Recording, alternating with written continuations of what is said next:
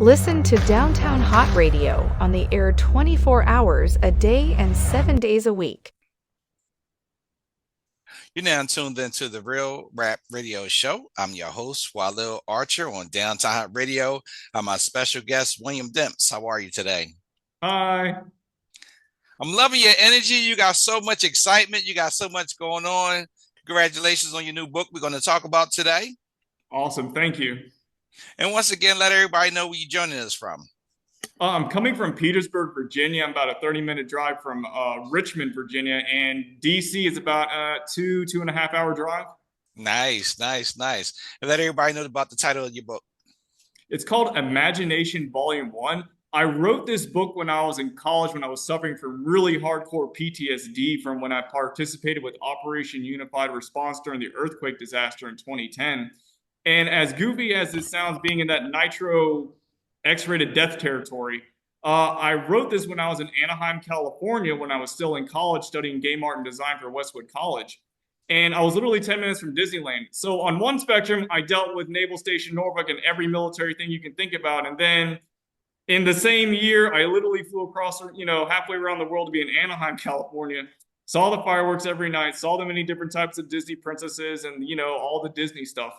And it was just more than a culture shock, to put it lightly. Now, talk to about the creativity of writing this book. How did you prepare and how did you write the book? So, I was just figuring out what's going on with life. And actually, I'll give you a demonstration real quick. Can you hold open your hand, either it's your dominant or non-dominant hand real quick? Yep. Let me know when you feel a warmth, tingling, or pressure. Just like this? Yeah. You want me to just wave it back and forth, or? Just leave it steady. Okay. Let me know when you feel a warmth, tingling, or pressure. I think in my fingers, right? Yeah. I'm just moving around your body right now. So I was studying the psychic arts when I was in college, and I met the world famous psychic Gary Spivey, and I'm actually one of his students. I've known him for like 15 years, a long time. And, I wanted to understand where we're at in the world with things, where we're at with our imagination, what's going on, with the things we read, the things we write, and then we have television, which, if you break down the word television, it's telling a vision, right? A vision, something that's going on in your head. You get an artist and, you get some pictures together and you're telling a vision or you're telling a story. And then we think about computers and streaming, and then it just becomes so much more, right? And I wanted to know, what could we do with our minds and our bodies with the physical reality? Like how do we participate in a healthy way? You can let your hand down if you'd like. Okay. And, I met many different types of people. I met many different types of psychics, many different types of, intellectuals. And I met even some Disney Imagineers. So that was a very, humbling experience, even, doing some studying with some Disney Imagineers who were training on, this is how you draw a Ferris wheel. And I was like, wow, so this is how you imagine stuff into reality. And I really kind of went crazy with, what are we seeing, online? What do we know with history? What do we know with what people are doing? And I posed a lot of heavy questions. One, what are we doing technologically speaking? Whether you're talking about 3D animation software, such as, 3D Studio Max, or what you could be doing if you're physically cooking or baking something. We live in this world that, although we have to use our imagination to figure out how to communicate with people, how to participate in reality, whether you're driving your car or something, we also have a physical reality. And it's just a challenge figuring out, what's the material from the immaterial. One of the things that really, I'm not going to be careful with my language, but when I was in Haiti during the relief effort, obviously all that X-rated stuff was there. Women were giving birth to dead babies, walls fell on top of people, just every X-rated thing in the known universe was there. One of the things that really messed with the Christians and the Catholics and the Muslims, we did see many churches burn and fall down, and we did see Bibles get destroyed just by virtue of the earthquake. And I've seen Christians lose their faith in that particular way. And unfortunately, when we think about our imagination, participating with religion and people, we do live in a spiritual world, and people like to, monkey around with things. And I was also the victim of what was called the crossing the line ceremony. And NCS had to get involved with it. We had I was forced to sign illegal contracts not to talk about it. There was extreme level of hazing. There was sexual assault as well.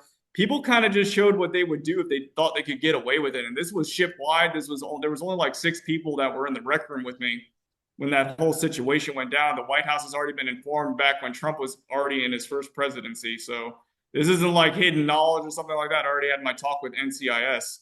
And when I was in college running Imagination, I had these experiences. What are people doing? How do we participate with things? And unfortunately, adding insult to injury, a lot of people want to be right, and most people can't read, right? Illiteracy is so bad nowadays. And again, we talked about robots are trying to train children on how to read and write with autocorrect. And, it's very hard to read. We think about if you took any 50 people, right, and you took them to any grocery store and you took them to the soda pop aisle or pop, so they call it soda in the South. And you try to physically ask them, how much is 58 grams of sugar to a Pepsi bottle? Most people are not going to be able to tell you what that physically looks like. So we have a serious illiteracy to information, to the physical reality. And even as a professional psychic, I was getting those goofy phone calls during COVID, and it's like, how are you interacting, with the public during censorship? One, I don't have to actually open my mouth when I'm getting those phone calls. I can just get around people. And then two, with, energy and stuff, I can just put things into words or put, I don't want to say create a spell. Most things that you look at in terms of the church and stuff, they are doing spell work, including with candles. Anytime you see people, praying to the candles or whatnot, they're attaching energy to the candle and then they're letting it burn. That's magic. You can call it whatever you want. Christians do it. I've seen people. That's what they're doing, right? I know what they're doing, and they call it different things. And at some point, cooking and baking and roasting, you're still sticking something in the oven with heat. It's just energy work. And I am a Reiki master. When COVID did happen, that's when I became a professional Reiki master. Or then I was actually able just to not even know where people were physically at and just clear their system. And, with Imagination Volume 1, I really wanted to tell people, what can you do with your life, right? We have such an issue with the college institutional systems. People are going into debt. They don't know how to pay back a 20, 30-year student loan, and then your wages will get garnished when you're working out of Walmart. I mean, we're kind of living in that kind of insane reality. And then two, the information is getting more expensive. People go to school from, primary to, high school years. It's what, 18, 19, could be 20 years, depending if there's failures or, if you go to summer school or extracurricular activities. People are not becoming smarter. People are becoming dumber. And people don't know how to read. I mean, that's just what it is. I mean, it's terrible. And then you saw what happened during COVID.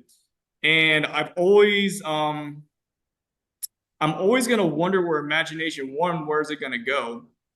And then two, if this did get put into a school system, even if it was a public school system, wouldn't that be an interesting thing if students got smarter by reading my book instead of going to college, right? A $27 book on Amazon.com instead of going into debt for 20 years, right?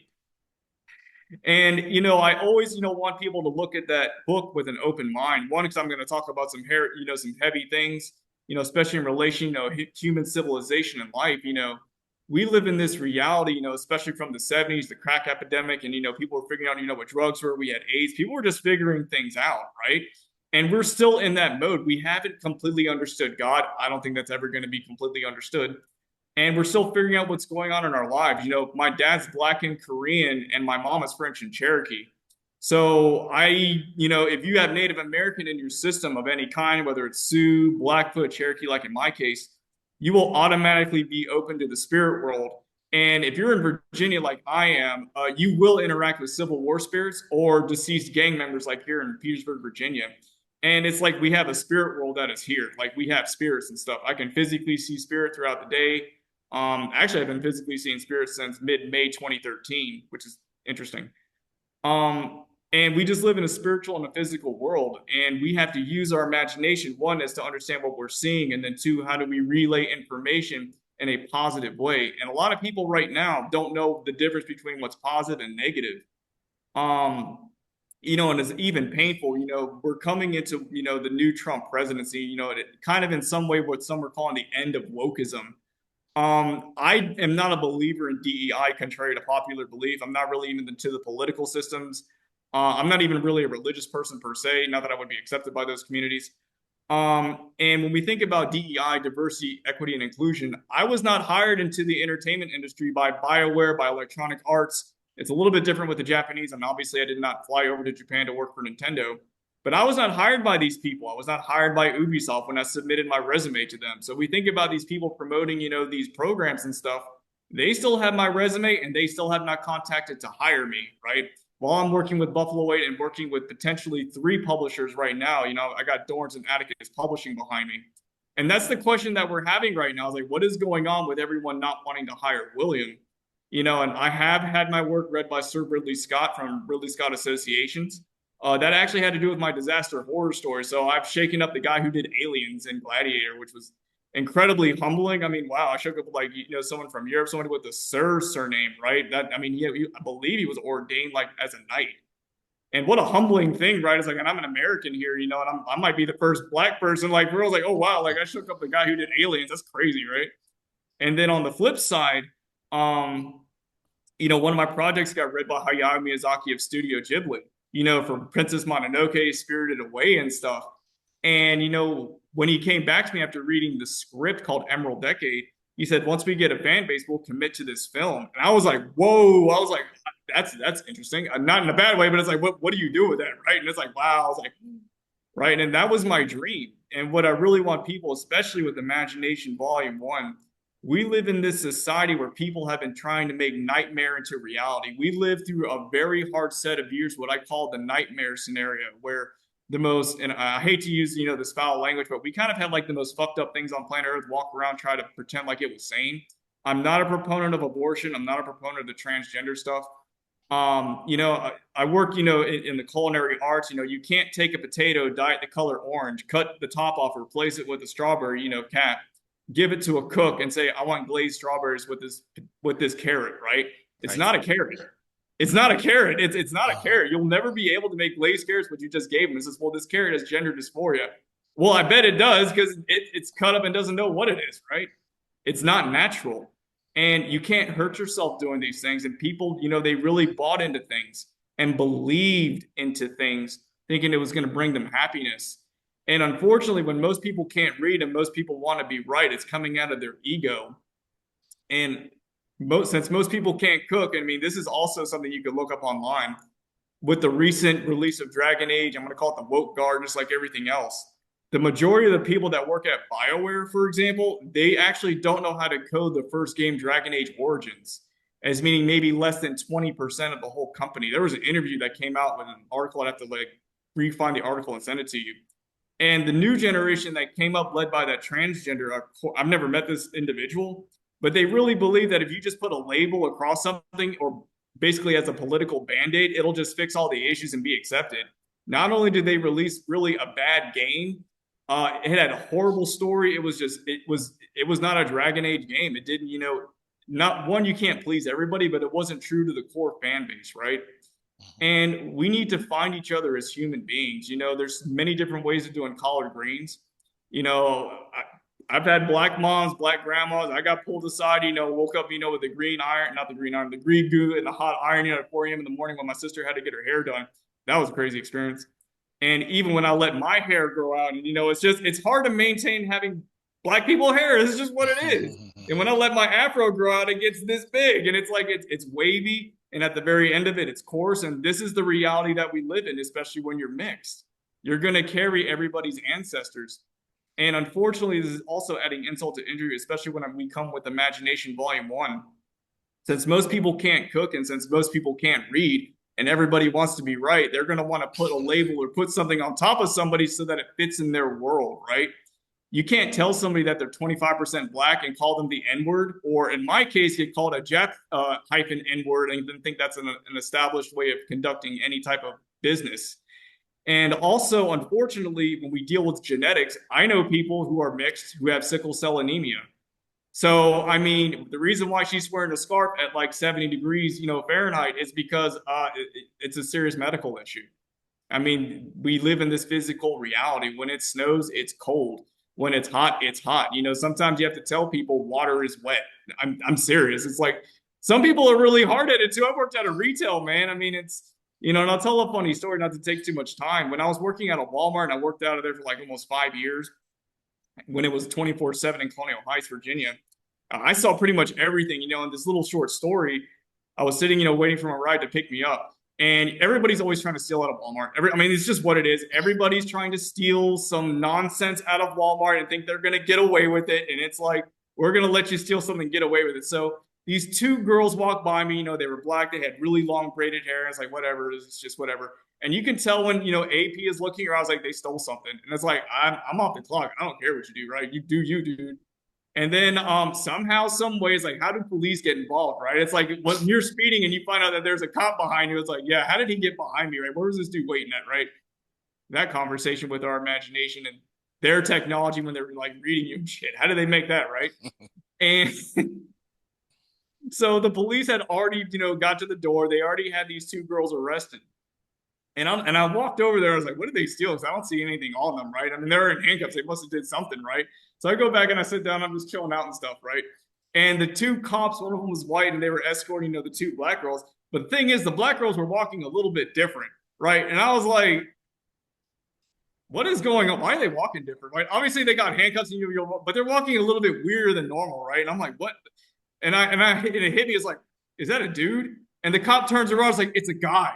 He stole bra and panties and he's wearing them. And I was like, no, you did not ruin your life to steal bras and panties that were neon colored and you were trying to wear them out the store. This is true story. True story. This is where we're at with our imagination, man. It's a true story. And it's where we're at. It's people are doing wild things, trying to get something for nothing, get over on people. Well, now they're trying to do what do they call that? PayPal and Cash App stuff, for their YouTube videos or something. And I really want people to read this book, just understand what's going on with them in their lives. What's going on with their computer? How do things get made? Someone, a doctor is going to tell you and this is kind of a brutal thing to say. You can easily, if you went to the dentist or something. And this actually applies when I was a weatherman in the Navy. Oftentimes there's going to be different types of instruments the dentist is going to use, different types of x-rays, and it's going to be producing different types of pictures. Remember we talked about television, it's going to be telling a vision.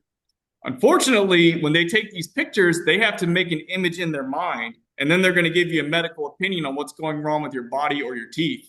And they may be looking at something within your tooth, such as a cavity or something really goofed up, and guess what? It's black. And they don't know what it is, but they got to get into your teeth or they got to get into your body, right? And it's a similar philosophy when you're a weatherman in the Navy, because you're going to be looking at different maps, typically 9 different maps. And you got to make an educated guess at what could be happening tomorrow and within 7 days. And you could be wrong a lot while things are changing. And, I say this because obviously you're older than me. You could easily be my dad's age. We live in an era where we have generations, and our job, is, for you being an elder to me, my job is to listen to you as the elder. And if I have something to say to you, it's to be in a civil manner. And we don't have civility right now. We do not have civility right now in this country, politics aside. So many people lost their faith during COVID, and then they came to me as a psychic or a Reiki master wanting to talk about God, what's going on with the universe stuff. They couldn't go to church. And, God is everywhere. God is a very real, entity in existence. It's always going to be a challenge figuring out what that is, like with love, right? And there's so many different types of waters. There's so many different types of earths and minerals. And we're still learning things. And we're not having healthy relationships or healthy conversations about serious subject matters. One of the things that sucks about being mixed, I can see what's going on with the different ethnics, as well as, what's going on with the family dynamics. And we have a serious issue, with competition in the Black community, particularly with the women against the men, usually over stupid, benign, petty bullshit. I mean, it's just what it is, man. My grandpa Amos, we make the joke, but this is true. He was black as tar because I look white compared to him when he was alive. He was very black, like that joke, black from Africa. And, my grandmother, which is Hominy, is Korean for grandmother. So my grandpa Amos married a Korean lady during the Korean War. And that's how my father came into the picture. And that's how my Auntie Lane came into the picture, right? So when I look up the family tree, this is where I come from. And then on my mom's side, it was French and Cherokee. And, there's different dynamics that goes on with adoptions. There's different dynamics when you find out, your family relatives through like Ancestry.com. How did they imagine to make that technology to read your genes, right? And this is where we're at with things. It's a wonderland that we're living in. There's a lot of good stuff. And unfortunately, we see a lot of people being stupid about nonsense. I got about 3 minutes left. Yeah. So let everybody know where they can find you on social media and let us know your closing remarks.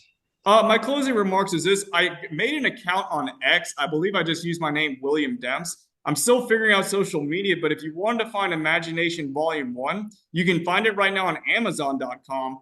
And although it says it's out of stock, the way that Dorrance Publishing works, they make basically books like they make pizza. So if you make an order, they'll make the order through Amazon.com when you purchase it through them, and it'll be mailed to you within 15 to 18 days, or however you want to do it overnight when the book has been physically printed.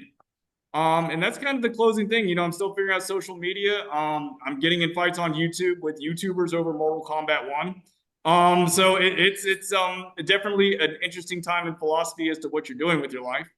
And God bless everyone. I want everyone to enjoy their lives and be proud that you survived COVID. Yes, yes, yes. Well, William, I'd like to thank you for doing the interview today. Absolutely. Thank you for having me. And, I just thank you so much for everything. I hope, prosperity for you involved, and we do future interviews. We can talk about some more stuff. Thank you so much for everything. My pleasure. So that's my time today on the Real Rap Radio Show. And I'll see you guys next time on the Real Rap Radio Show with Walil Archer on Downtown Radio. Peace and blessings, everyone. Listen to Downtown Hot Radio on the air 24 hours a day and 7 days a week. Tune in by downloading the Downtown Hot Radio's mobile app. Listen on our website, www.downtownhotradio.com.